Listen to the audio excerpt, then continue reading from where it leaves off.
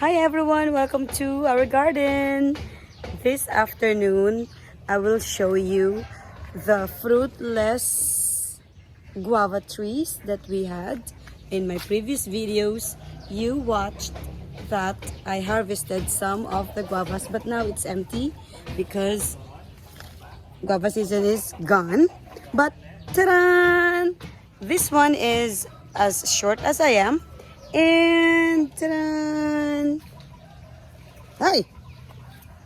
And this must be sweet because there are lots of ants. And look how ta-da! Okay, since there are no more fruits, so what we're gonna do is we're going to get something useful. And when I say useful, aside from fruits, this one.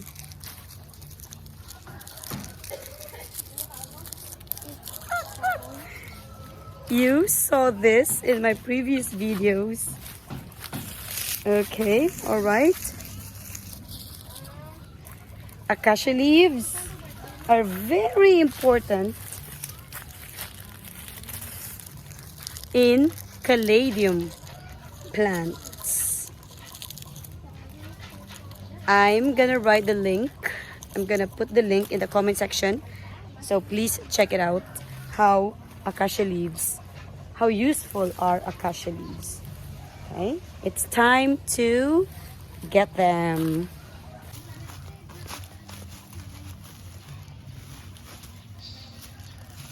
Here.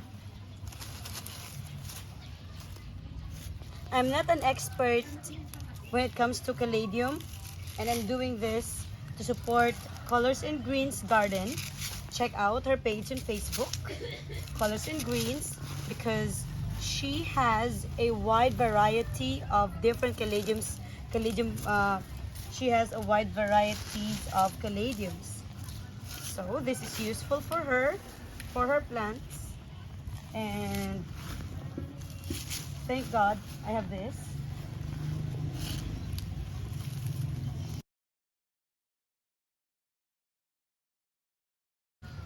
To fellow caladium growers, although I only have a handful of caladiums,